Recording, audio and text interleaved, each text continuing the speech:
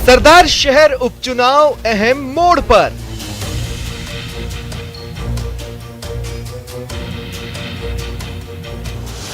RLP उतरी, त्रिकोणीय हुआ मुकाबला।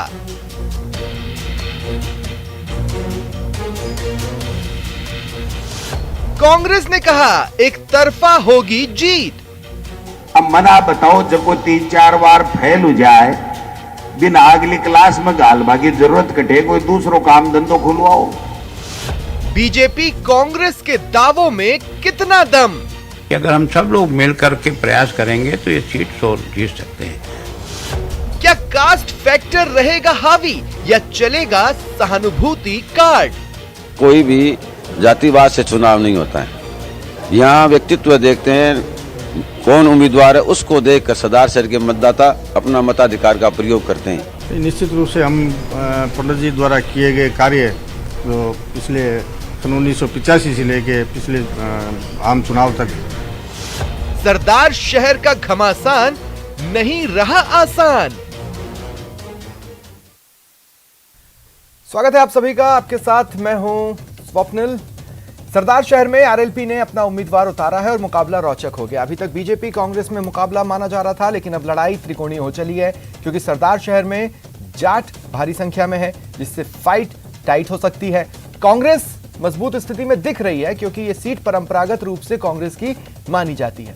कांग्रेस का कहना है कि उसकी एक तरफा जीत होगी। एक तरफ सहानुभूति लहर है और समीकरण भी उनके साथ दिखते हैं, वहीं बीजेपी बहुत तैयारी कर रही है। बीजेपी को एंटी इनकम्बेंसी का सहारा है। अब सवाल उठता है, आरएलपी टक्कर देने की स्थिति में है या सिर्फ वोट काटने की स्थिति में? देखिए, आज प्राइम डिबेट के जो प्राइम सवाल रहेंगे वो जान लीजिए। सवाल नंबर 1, आरएलपी मुकाबले को रोचक बना रही है, वो क्या गुल खिलाएगी? आरएलपी यहां क्या जीतने की स्थिति में है या टक्कर देने की स्थिति में है, या फिर वो किसी पक्ष का वोट काटेगी? साथ ही सवाल नंबर 2, कांग्रेस एक तरफा जीत का दावा कर रही है। कांग्रेस के तमाम बड़े चेहरे, आप उनसे जब रिएक्शन लेंगे तो उनका यही कहना है कि सरदार शहर चुनावों के नतीजे आप देख लीजिएगा, हम जीत रहे हैं, एक तरफा जीतेंगे। इनका यह दावा कितना मजबूत है, खंगालने की कोशिश करेंगे। और तीसरा सवाल यह भी बेहद महत्वपूर्ण है, बीजेपी से जुड़ा हुआ है कि अपने प्रत्याशी से ज्यादा क्या बीजेपी हालात के भरोसे है? देखिए, प्रत्याशी खुद एक्साइटेड नहीं थे चुनावों में खड़े होने को लेकर, और बीजेपी भी कह रही है कि माहौल प्रदेश सरकार के खिलाफ है। तो क्या प्रत्याशी से ज्यादा बीजेपी हालात के भरोसे है? खंगालने की कोशिश करेंगे। मेरे साथ जो गेस्ट पैनल है आपको इंट्रोड्यूस करवा देता हूं। मेरे साथ जुड़ रहे हैं आर तिवारी जी, कांग्रेस नेता हैं, सुमित गोदारा जी, बीजेपी विधायक हैं, राजपाल चौधरी जी, प्रवक्ता हैं आरएलपी के, और ओम सैनी जी, वरिष्ठ पत्रकार हैं। आप सभी का स्वागत है न्यूज 18 राजस्थान पर। शुरुआत मैं राजपाल जी आपसे करना चाहता हूं। राजपाल जी, सेफ खेला आपने।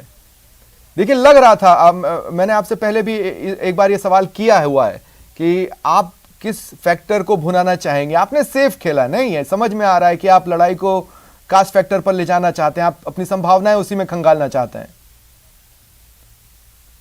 नहीं जी, ऐसा बिल्कुल नहीं है, ना हमने कोई सेफ खेला है। राष्ट्रीय लोकतांत्रिक पार्टी ने आज से पहले जो 7 उपचुनाव हुए हैं उनमें से एक चुनाव जीता है, और एक बाकी जो चुनाव है उसके अंदर बीजेपी बिल्कुल स्लीपिंग मोड में थी। बिल्कुल बीजेपी ने विपक्ष की भूमिका नहीं निभाई इस प्रदेश के साथ में, तो बीजेपी का कोई रोल नहीं था।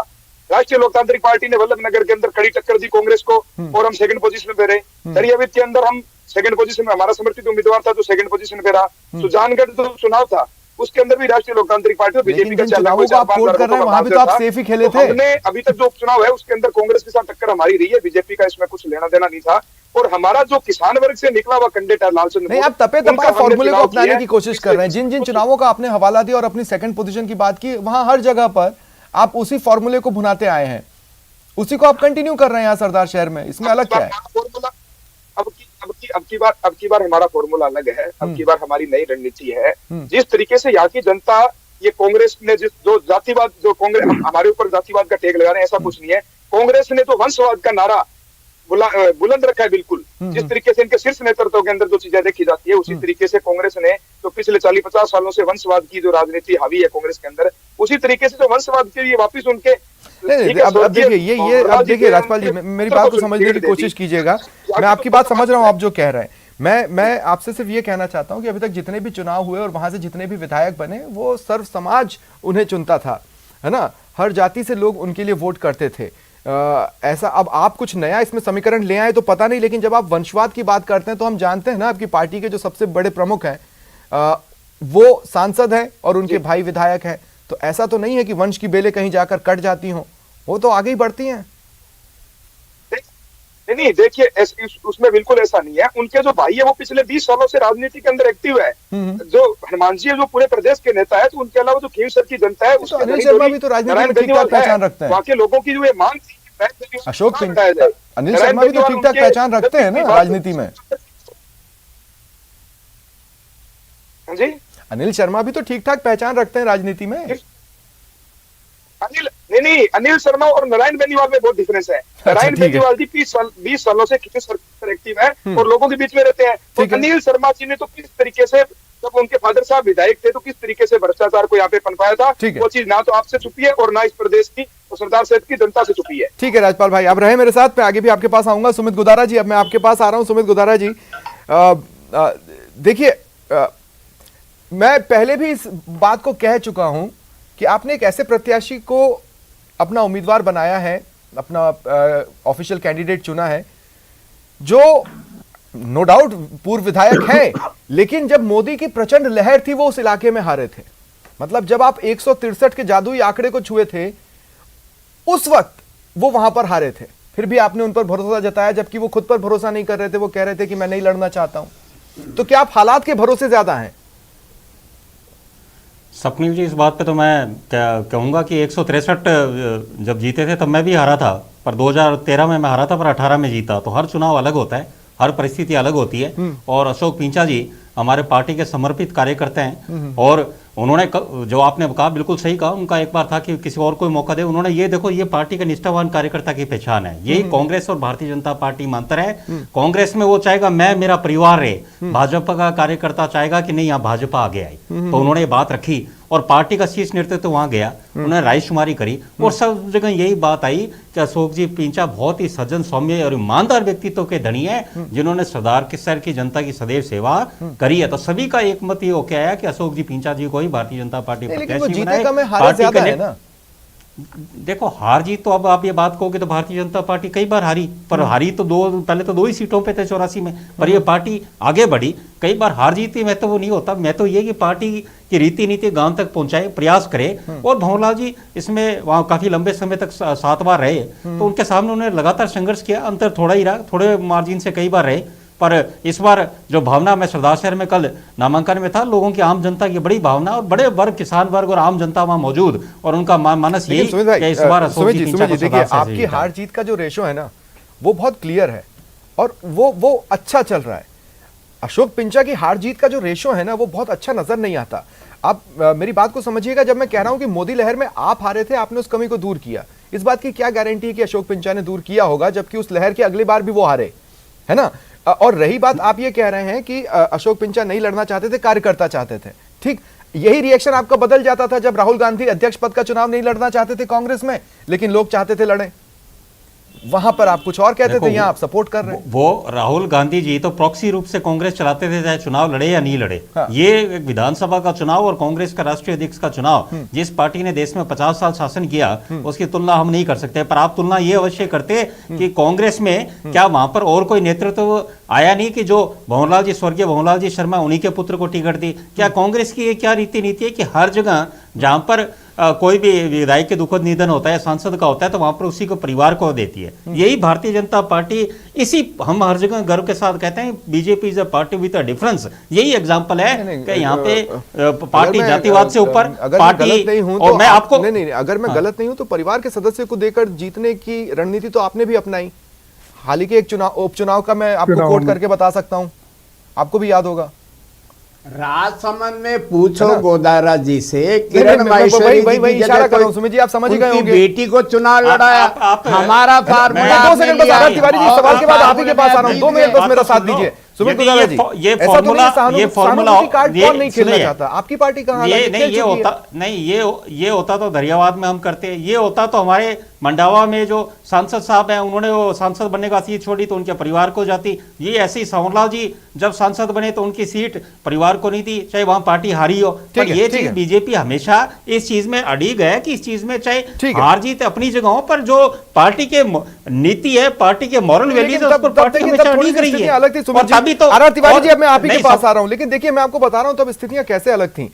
स्थितियां इस तरीके से अलग थी क्योंकि उपचुनावों में भले ही उस समय सत्ता आपके हाथ में थी, लेकिन आपको खुशखबरियां नहीं मिल रही थी।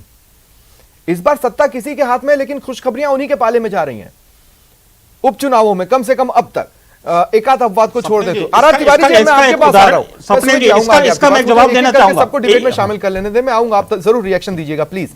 आर तिवारी जी, आज मैं जब मुख्यमंत्री अशोक गहलोत जनसभा को संबोधित कर रहे थे, मैंने काफी बड़ा हिस्सा उनका वहां पर बैठ के सुना।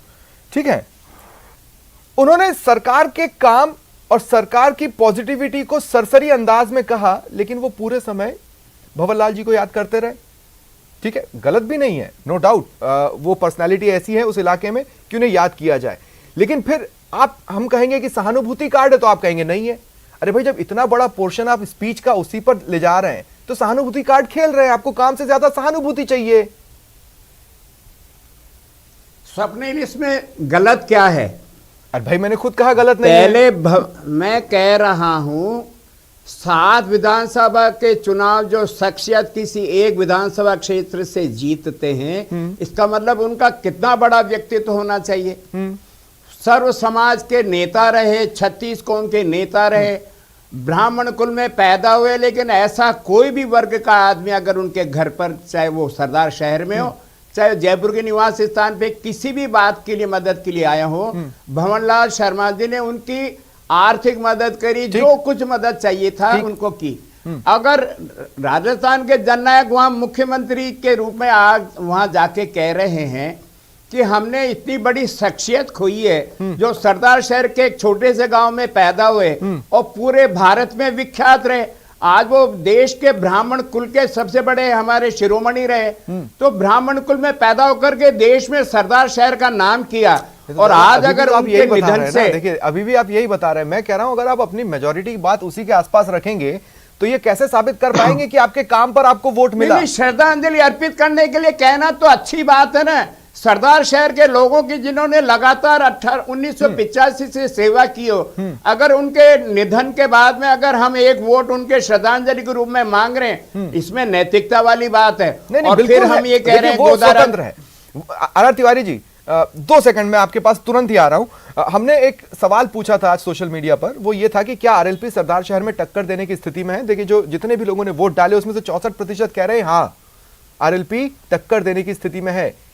ठीक है, अब मैं आपके पास आ रहा हूं दोबारा इस सवाल के साथ। आर तिवारी जी, मान लिया आप उनके नाम पर वोट मांग सकते हैं, आपका अधिकार है, उसमें कुछ भी गलत नहीं है, वो वैसी पर्सनैलिटी है कि उनके नाम पर आप वोट मांगें, मैं इससे मना नहीं कर रहा हूं। लेकिन फिर नतीजे अगर आपके पक्ष में आए तो आप ये कहिएगा कि भाई सहानुभूति के कारण मिले, काम की वजह से नहीं मिले। दोनों ही बातें हैं। भंवरलाल शर्मा जी ने अपने कार्यकाल में सरदार शहर का चहुमुखी विकास किया। राजस्थान की अभी जननायक अशोक गहलोत जी की जो सरकार चल रही है, अब की बार वो सरकार केवल सरकार नहीं है, अब की बार अशोक गहलोत जी राजस्थान के 6.5 करोड़ लोगों को सामाजिक सुरक्षा देने के लिए बात कर रहे हैं। हमने ओपीएस स्कीम लागू करी उन लोगों के लिए जिन लोगों की ओपीएस बंद कर दी थी अटल बिहारी वाजपेयी जी के जमाने में। जो आदमी 60 साल का हो जाता है वो अपने बच्चों पे आश्रित रह जाता है। आज बच्चे शहर में रहते नहीं, माँ बाप के पास रहते नहीं, काम काज के लिए बाहर रहते हैं। नहीं, लेकिन हमने ओपीएस लागू प्रचार कर रहे हैं, हमने 10 लाख रुपए का बीमा, हमने आपको वोट मिला हो, कौन मानेगा? अरे हमने उपचुनाव जीते, आप अभी कह रहे थे गोदारा जी से, तो आपने एक ही कार्ड खेला जो इसमें खेल रहे हैं।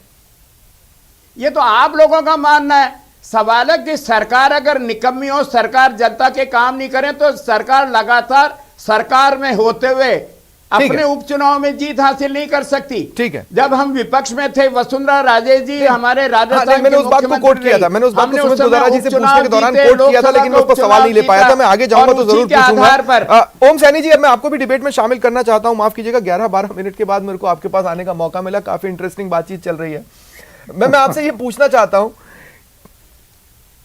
मजेदार तो हो गया, मजेदार तो हो गया अब ये उपचुनाव। ओम सैनी जी, इसमें कोई शक नहीं। देखिए, आरएलपी के आ जाने से, आरएलपी एक ऐसा उभरता हुआ वर्ग है, पार्टी है, पॉलिटिकल पार्टी है, इसके हनुमान बेनीवाल नेता हैं। वो नौजवानों को बड़ा आकर्षित करते हैं अपनी, और इसमें कोई शक नहीं। और उनको ऐसा नौजवान, जो मेरा ख्याल है कि जो स्थापित पॉलिटिकल पार्टीज हैं, उनकी कुछ बातों से न इत्तेफाकी रखते हैं, बेरोजगारी पर और काफी सारे मसलों पर, तो वो निश्चित रूप से उधर आकर्षित होंगे। तो मेरा ख्याल है कि पॉलिटिकल पार्टीज को अपने घोषणा पत्रों को लेकर के और लोगों के बीच में बोलना चाहिए कि वो किस लिए पूरे देश में या इस प्रदेश में या इसमें इस विधानसभा क्षेत्र में क्या कुछ करते रहे हैं और क्या कुछ करेंगे। वो ये रहा है कि घोषणा पत्र तो गौण हो जाते हैं, और ये जो समीकरण बनाने का सिलसिला है, ये महत्वपूर्ण हो जाते हैं। तो समीकरण बनाने के सिलसिले में मुझे ये लग रहा है कि उपचुनाव के जो परिणाम पहले भी आए हैं, और उपचुनाव ये जो भवनलाल जी के यहाँ से जो हो रहा है, तो ये अपने आप में बड़ा बांधने वाला एक ऐसा पारिवारिक किस्म की विधानसभा है, यहाँ पे भवनलाल शर्मा का नाम बड़ा स्थापित है। और इस स्थापना, लेकिन आरएलपी की एंट्री के बाद, अब जब आप समीकरण की बात कर रहे हैं तो मुझे बताइएगा, जब आरएलपी खुद गर्व से बता रही है कि हम तेजी से उभर रहे हैं, और सच बात है, हमने उनको सेकंड पोजीशन एक दो बार लेते हुए देखा है, तो उनके हिस्से में जो भी वोट जा रहे हैं वो किसी हिस्से से तो आ रहे हैं। लेकिन सरकार जब पूरी तरीके से जुट जाती है और प्रतिपक्ष जब एक तरफ विभाजित नजर आता है, तो लाभ किसको मिलता है? ये तो एक इतिहास है निश्चित रूप से। सरकार का पूरे प्रोग्रामों का सारा सिलसिला जो होगा वो सरदार शहर में नजर आएगा, और मुख्यमंत्री स्वयं आज गए, प्रदेश कांग्रेस अध्यक्ष स्वयं वहां गए, और दूसरे नेता भी, बीडी कल्ला साहब वगैरह सब वहां पर मौजूद थे। वो जो बोल रहे थे मैं बड़े गौर से सुन रहा था, और उससे मुझे लगा कि उनको बाजी बड़ी जीती हुई नजर आती है। लेकिन मैं कहता हूं कि आरएलपी को इतने हल्के में नहीं लेने का सिलसिला होना चाहिए। नौजवान भी अपनी अच्छा, जब इतनी बात हुई है, कांग्रेस का भी आपने बोला, आरएलपी का भी बोला, बीजेपी का भी मैं आपसे पूछना चाहता हूं, बड़ा surrender type, give up type नहीं लग रहा है थोड़ा सा ऐसा देखने में कि बीजेपी वहां फाइट तो कर रही है, लेकिन इसलिए क्योंकि लोकतंत्र में फाइट करना है, बड़ा गिव अप टाइप का सेंस आ रहा है। स्वप्निल, जिस तरीके से इंट्रोड्यूस किया हमारे प्रतिपक्ष के नेता गुलाब चंद जी कटारिया ने उनको, और जो आज छपा भी है कि ये अशोक जी बहुत सीधे और बड़े भले और बड़े अच्छे आदमी हैं, और ऐसे आदमी को चुना जाना चाहिए, और ये जो चाहिए पे लगा मुझे कि ग्राउंड वर्क शायद इस ओर वो कुछ करना ही नहीं चाहते हैं, ये अपनी प्रेजेंस दर्ज करा करके, और मेरा ख्याल है कि ये छोड़ देना चाहते हैं कि अगर सरकार की खिलाफत में कुछ हो रहा है तो हमें मिल जाएगा और हम निश्चित रूप से जीत लेंगे, वरना तो जो कुछ होता रहा है वही होगा। तो सुमित गोदारा जी से रिएक्शन ले ही लेना चाहिए। मैं सुमित गोदारा जी के बाद राजपाल जी आपके पास आऊंगा। सुमित गोदारा जी, बड़ा गिव अप टाइप का सेंस आ रहा है, क्यों? क्या हालात पर ज्यादा भरोसा है? कहां आ रहा है स्वप्निल जी गिव अप टाइप का?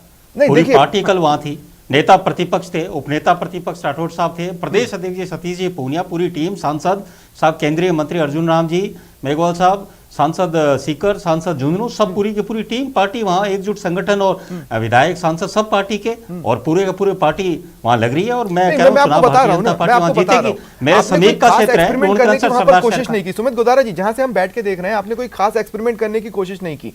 आपके प्रत्याशी सिलेक्शन में भी ये बात नजर नहीं आ रही कि आप किसी खास सोशल एक्सपेरिमेंट को अंजाम देकर ये देखना चाहते हो कि हम जीत के करीब पहुंच रहे हैं या नहीं, बल्कि ये तो ऐसा लग रहा है कि आप 2023 को सोचते हुए इस वक्त फैसला ले लिया, नहीं वहीं पे देखेंगे। स्वप्निल जी, जो ग्राउंड रियलिटी जो हमने देखी वहां पर, वो कांग्रेस के जो उम्मीदवार हैं उनके जो परिवारवाद है उसके ऊपर लोगों में गुस्सा है, रोष है वहां पर कि पहले पिताजी रहे, अब उनके बेटे को दे दिया। और ऐसा जो आप आरएलपी का कह रहे हो, तो वो उम्मीदवार हैं, कोई आरएलपी के नहीं है, वो पहले बहुजन से चुनाव लड़ चुके, वो कांग्रेस के भी रह चुके हैं, कांग्रेस से भी सदस्य रह चुके हैं, तो वो चुनाव लगातार लड़ते रहते हैं। तो उस हिसाब से आरएलपी ने उनको किया है, ना तो उनकी कोई पार्टी की विचारधारा आरएलपी के प्रति है, ना उनकी निष्ठा कोई आरएलपी के प्रति है। एक बात बताइए, आरएलपी ने जो आपको चोट पहुंचाई उसका दर्द तो आज भी आपको उठता होगा ना उपचुनावों में? एक साल से राजपाल जी आ रहा हूं, बस 2 मिनट, एक साल से भारतीय लोकतांत्रिक देखिए, उपचुनाव है, उसमें कई तात्कालिक विषय बनते हैं और भारतीय जनता पार्टी जाति पाति से ऊपर उठकर सबका साथ सबके विकास के सिद्धांत पर चलती है। तो उसमें हो सकता है लेकिन कहीं जो आप एंटी-इनकम्बेंसी और सरकार के खिलाफ बोल रहे हैं, वो एक भी उपचुनाव में क्यों नहीं आया? व्यक्ति को जो 4 बार विधानसभा के चुनाव हारे, इतना अच्छा डिबेट चल रहा है, अपना दांव खेल रहे हैं, उनका नया कोई कार्यकर्ता है, बहुत कम ऐसा डिबेट मिलता है जिसमें सभी से खुलकर एक एक कर बात करने को मिल पाती है। प्लीज आर तिवारी जी साथ दीजिए मेरा। तो आप एक सुमित गांधी गोदारा परिवार जी, से अलग होके अब आपकी आपने कही हुई कर बातें दिया। हैं, सरकार के अगेंस्ट बोलने की बातें उपचुनावों गोदारा जी, के नतीजों में दिखती क्यों नहीं तीसरी अब बार भी तक? आपने अशोक पीछा को आपने लड़वाने के मैं लिए भेज आपको- दिया, हारने हाँ, के लिए। स्वप्निल जी एक उदाहरण दूंगा आपको हाँ। कि गोरखपुर में लोकसभा का चुनाव हुआ था, उपचुनाव भारतीय जनता पार्टी वहां हारी थी गोरखपुर में। हाँ हाँ जहां जब महन जी योगी आदित्यनाथ जी मुख्यमंत्री बने तो उसके बाद उपचुनाव हुआ तो पार्टी वहां हारी। तब कई लोगों ने कहा कि साहब ये क्या हुआ, पर जब यूपी का रिजल्ट आप देखो कितनी सीटें लेके बीजेपी आई। तो उपचुनाव में अनेक विषय होते हैं और ठीक है मुख्य ठीक है चुनाव ठीक है में आप क्या ठीक है करोगे? राजपाल जी एक बार फिर आ रहा हूँ। तिवारी जी सेमीफाइनल बस 2 आप मिनट नहीं रुकिए कर ना, आपकी बारी का इंतजार कीजिए ना प्लीज, मैं आपसे रिक्वेस्ट कर रहा हूँ। राजपाल जी मैं फिर आपके पास आ रहा हूँ। बहुत हो गया ना ये आपकी पार्टी को बार बार इस सवाल से गुजरना पड़ता है और न जाने कितने दिनों तक और गुजरना पड़ेगा कि आप बीजेपी की बी टीम के रूप में क्यों नजर आते हैं? आपको नहीं लगता अब इस सवाल से आप लोग ऊपर उठ चुके हैं? लेकिन अगर ऊपर उठ चुके हैं तो वोटों का नुकसान किसे पहुंचा रहा है और किसे फायदा पहुंचा रहा है?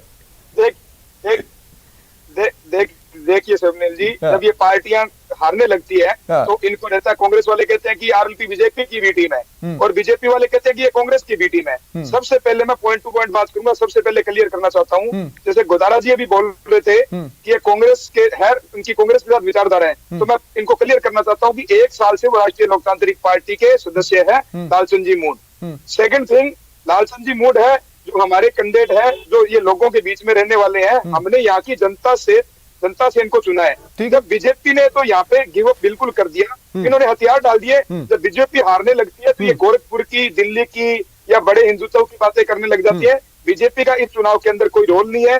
बीजेपी ने बिल्कुल सेफ गेम खेला है भारतीय जनता पार्टी ने कि ये हार का गला किसी नए के चेहरे पे नहीं जाए, इसलिए जो इनके जो कैंडिडेट है अशोक जी, वो 3-4 बार ऑलरेडी हार चुके हैं, इसलिए उनको उन्हीं को मैदान में उतारा है। रही बात कांग्रेस की, तो कांग्रेस की यहाँ पे कोई कामों की जो अशोक गहलोत जी का कुशासन है वो सबको पता है।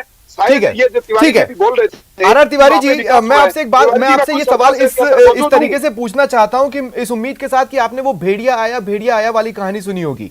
मैं आपसे क्या कह रहा हूं कि हर उपचुनाव के बाद आपने बीजेपी पर तंज कसा कि आरएलपी आपसे आगे बढ़ गई। ठीक है, इसका मतलब है कि आरएलपी कंपटीशन देने की स्थिति में तो है, कहीं ऐसा तो नहीं कि भेड़िया आ गए और आप नहीं देख पा रहे हैं? हमारा सब कुछ देखा हुआ है। पहले भंवरलाल जी जीतते रहे, अब भंवर का लाल जीतेगा, जिसका नाम है अनिल शर्मा। अनिल शर्मा कोई वंशवाद के नाम पर नहीं जीतेंगे। अनिल शर्मा 1995 में वहां नगर पालिका के चुने हुए चेयरमैन रहे स्वप्निल, और ये जो अशोक पीछा जी हैं ये उनके वाइस चेयरमैन रहे। ठीक है। और दुर्भाग्य से अशोक पीछा को वहां अविश्वास के प्रस्ताव के बाद में 2 साल बाद में हटा दिया। अनिल शर्मा वहां जीतने वाले हैं नंबर 1 पे। नंबर 2 और 3 की लड़ाई तो गोदारा जी, राजपाल जी दोनों तय कर ले इनको 2 नंबर पे किसको रहना, तीसरे नंबर पे किसको रहना। सवाल है कि वो आपस में क्या तय करेंगे, जनता तय करेगी ना। इन दोनों को लड़ाई। सवाल है कि अशोक पीछा लगातार हैट्रिक बनाएंगे हार की। आज अखबारों में देखा उनके आंसू आते हुए। ठीक है, मैं क्लोजिंग कमेंट लेना चाहता हूं। मैं क्लोजिंग कमेंट लेना चाहता हूं। ओम सैनी जी, मैं आपके पास आ रहा हूं। ओम सैनी जी, मेरा सवाल बहुत सिंपल सी बात को लेकर है। सरदार शहर के वोटर्स बहुत ज्यादा विचारधारा पर को पसंद करने वाले या विचारधारा पर चलने वाले होते हैं, तो एक तरह से ये लिटमस टेस्ट इस बात का भी है कि ग्राउंड पर अभी फिलहाल कौन सी विचारधारा को वहां पर बल मिल रहा है। ओम सैनी जी, देखिए वहां कुल मिलाकर के मैं तो भंवरलाल जी को बहुत अरसे से, मतलब 7 बार वो इलेक्ट हुए तब से ही जानता हूं, और उनका अपना जो संपर्क रहा है वो बड़ा महत्वपूर्ण रहा है, और संपर्क बड़े काम करते हैं, और उन संपर्कों का लाभ जो सहज रूप से प्राप्त हो जाएगा वो अनिल शर्मा को होता है। लेकिन आरएलपी की जो एंट्री है उससे जो नौजवानों का एक नया मूड बनने लगा है, वो एक नई तलाश करने लगे हैं कि विकल्प होना चाहिए दोनों स्थापित पार्टियों का, वो उसके रूप में वो सामने आएंगे।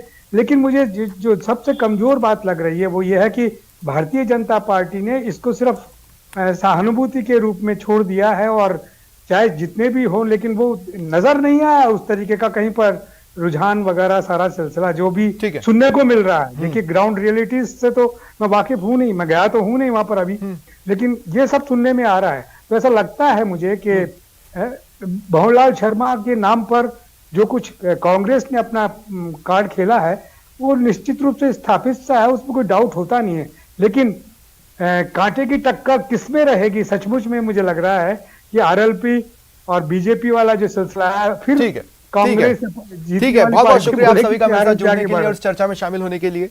ये था आज का प्राइम डिबेट। नमस्कार।